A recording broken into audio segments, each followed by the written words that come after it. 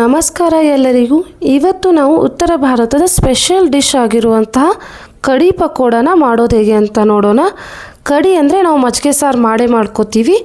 ಅದರ ಜೊತೆಗೆ ಬಜ್ಜಿನ ಹಾಕ್ಕೊಂಡು ತಿನ್ನೋದೇ ಕಡಿ ಪಕೋಡ. ಬನ್ನಿ ಬೇಕಾಗಿರೋ ಸಾಮಗ್ರಿನ ನೋಡೋಣ. ಕಡಿ ಮತ್ತು ಬಜ್ಜಿಗೆ ಕಡಿ ಮಾಡೋದಕ್ಕೆ ಕೊತ್ತಂಬರಿ, ಶುಂಠಿ, ಬೆಳ್ಳುಳ್ಳಿ, ಕರಿಬೇವು, ಒಣಮೆಣಸಿನ್ಕಾಯಿ, ಕಡಲೆ ಹಿಟ್ಟು ಹಾಗೆ ಮೊಸರು. ಬಜ್ಜಿಗೆ ಕಡಲೆ ಹಿಟ್ಟು, ಅಜ್ವೈನ್, ಸೋಡಾ, ಕೊತ್ತಂಬರಿ ಮತ್ತು ಈರುಳ್ಳಿ. ನಾನಿಲ್ಲಿ ಒಂದು ಪಾತ್ರೆಗೆ ಮನೆಯಲ್ಲೇ ಹೆಪ್ಪಾಕಿ ಮಾಡಿರುವಂಥ ಗಟ್ಟಿ ಮೊಸರನ್ನು ಹಾಕ್ಕೊಳ್ತಾ ಇದ್ದೀನಿ. ಇದಕ್ಕೆ ನಾನು 1 ಸ್ಪೂನ್ ಕೆನೆನ ಹಾಕ್ಕೊಳ್ತಾ ಇದ್ದೀನಿ. ಕೆನೆನ ನಾವು ಹಾಕ್ಕೊಳ್ಳೋದ್ರಿಂದ ಇದ್ರ ಥಿಕ್ನೆಸ್ ಹಾಗೆ ಟೇಸ್ಟ್ ಎರಡೂ ಚೆನ್ನಾಗಿ ಬರುತ್ತೆ. ಇವಾಗ ನೀಟಾಗಿ ಮಿಕ್ಸ್ ಮಾಡ್ಕೊಳ್ಳೋಣ. ನಾವು ಇದನ್ನು ಮೊದಲಿಗೆ ನೀರು ಹಾಕ್ದೇ ಮಿಕ್ಸ್ ಮಾಡ್ಕೋಬೇಕು. ಆಮೇಲೆ ನಾನು ಇದಕ್ಕೆ 1.5 ಬೌಲ್ ನೀರನ್ನು ಹಾಕಿ ಮಿಕ್ಸ್ ಮಾಡ್ಕೊಳ್ತೀನಿ. ನೋಡಿ, 1.5 ಬೌಲ್ ನೀರನ್ನು ಹಾಕಿ ಮತ್ತೆ ನಾವು ಇದನ್ನು ನೀಟಾಗಿ ಮಿಕ್ಸ್ ಮಾಡ್ಕೋಬೇಕು. ಮಜ್ಜಿಗೆ ಸಾರಂತೂ ನಾವೆಲ್ಲ ತಿಂದಿರ್ತೀವಿ, ಆದರೆ ಬಜ್ಜಿ ಜೊತೆಗೆ ಟೇಸ್ಟ್ ಹೇಗಿರುತ್ತೆ ಅಂತ ಟ್ರೈ ಮಾಡಿ ನೋಡಿ. ನಾನು ಇದಕ್ಕೆ 2 ಟೇಬಲ್ ಸ್ಪೂನ್ ಕಡಲೆ ಹಿಟ್ಟನ್ನು ಹಾಕ್ಕೊಳ್ತಾ ಇದ್ದೀನಿ. ಕಡಲೆ ಹಿಟ್ಟು ಗಂಟು ಆಗದೇ ಇರೋ ರೀತಿ ನೀವು ಮಿಕ್ಸ್ ಮಾಡ್ಕೋಬೇಕು. ಒಂದು ವೇಳೆ ಇದು ಇನ್ನೂ ಗಂಟು ಉಳಿದಿದೆ ಅಂದರೆ ನೀವು ಕೈಯಿಂದನೇ ಇದನ್ನು ಮಿಕ್ಸ್ ಮಾಡ್ಕೋಬೋದು. ಇವಾಗಿದು ಈವನ್ ಆಗಿ ಮಿಕ್ಸ್ ಆಗಿದೆ. ಮಸಾಲೆನ ರೆಡಿ ಮಾಡ್ಕೊಳ್ಳೋಣ. ನಾವು ಮಸಾಲೆನ ಈ ರೀತಿ ಕಲ್ಲಲ್ಲಿ ಅರೆದು ಹಾಕೊಳ್ಳೋದ್ರಿಂದ ಟೇಸ್ಟ್ ಚೆನ್ನಾಗಿ ಬರುತ್ತೆ. ಶುಂಠಿ, ಬೆಳ್ಳುಳ್ಳಿ ಹಾಗೆ ಸ್ವಲ್ಪ ಕೊತ್ತಂಬರಿ ಮತ್ತು ಉಪ್ಪನ್ನು ಹಾಕಿ ಚೆನ್ನಾಗಿ ಜಜ್ಕೋಬೇಕು. ನೋಡಿ, ಈ ರೀತಿ ನೈಸಾಗಿ ಜಜ್ಕೊಂಡ್ಬಿಟ್ಟು ಇದರ ಪೇಸ್ಟ್ನ ನಾವು ಮಜ್ಜಿಗೆಗೆ ಹಾಕ್ಕೊಳ್ಳೋಣ. ಫುಲ್ ಪೇಸ್ಟ್ನ ಹಾಕೋದು ಬೇಡ, ಸುಮ್ಮನೆ ಅದರ ರಸನ ಹಾಕ್ಬಿಡೋಣ. ಅಂದರೆ ಫ್ಲೇವರ್ಸ್ ಆ್ಯಡ್ ಆನ್ ಆದರೆ ಸಾಕು ಮಜ್ಜಿಗೆಗೆ. ನೋಡಿ, ಈ ರೀತಿ ಮಜ್ಜಿಗೆ ಒಳಗಡೆ ಅದ್ದಿ ಅದರ ರಸನ ಮಾತ್ರ ನಾವು ಮಜ್ಜಿಗೆಗೆ ಹಾಕ್ಕೊಳ್ಳೋಣ. ಈ ಉಳಿದಿರೋ ಪೇಸ್ಟ್ನ ನಾವು ಬಜ್ಜಿಗೆ ಹಾಕೋಕ್ಕೆ ಎತ್ತಿಡೋಣ. ಟೇಸ್ಟ್ ಚೆನ್ನಾಗಿ ಬರುತ್ತೆ. ನೋಡಿ, ಸ್ವಲ್ಪ ಸಾಲ್ಟನ್ನು ಹಾಕ್ಕೊಳ್ತಾ ಇದ್ದೀನಿ. ಬನ್ನಿ ಬಜ್ಜಿಗೆ ರೆಡಿ ಮಾಡ್ಕೊಳ್ಳೋಣ. ನಾನಿಲ್ಲಿ 1 ಬೌಲ್ ಕಡಲೆ ಹಿಟ್ಟು ಹಾಗೆ 1 ಸ್ಪೂನ್ ಅಜ್ವೈನ್ ಅಂದರೆ ಓಂ ಕಾಳನ್ನು ಹಾಕ್ಕೊಳ್ತಾ ಇದ್ದೀನಿ.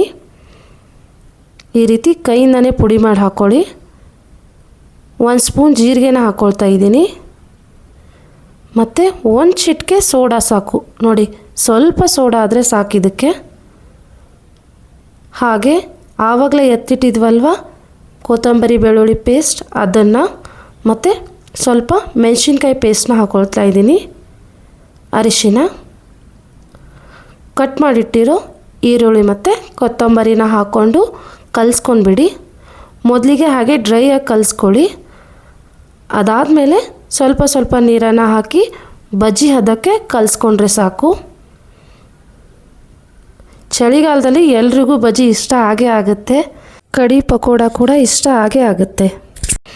ನೋಡಿ, ಇವಾಗ ಇದು ರೆಡಿ ಆಗಿದೆ. ಸ್ವಲ್ಪ ಸಾಲ್ಟ್ ಹಾಕ್ಕೊಂಡ್ಬಿಟ್ರೆ ಬಜ್ಜಿ ಹಿಟ್ಟು ರೆಡಿ. ಇವಾಗ ಬಾಣಲಿಗೆ ಎಣ್ಣೆನ ಹಾಕಿ ಕಾಯಕ್ಕಿಡೋಣ.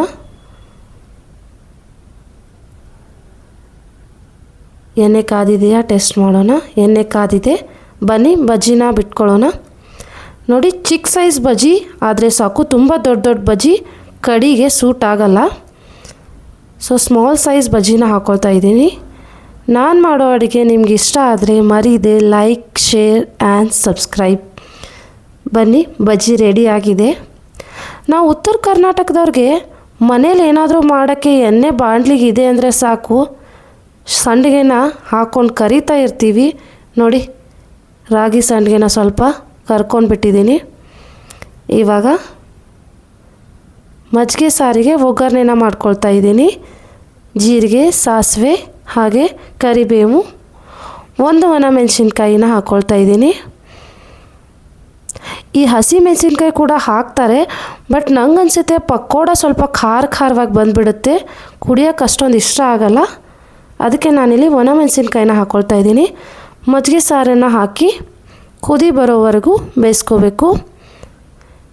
ನಾವು ಇದನ್ನು ಈ ರೀತಿ ಸ್ಟರ್ ಮಾಡ್ತಾನೆ ಇರಬೇಕು, ಇಲ್ಲ ಅಂದರೆ ಹಿಟ್ಟು ಬಾಣಲಿಗೆ ಹತ್ತೋ ಚಾನ್ಸ್ ಇರುತ್ತೆ.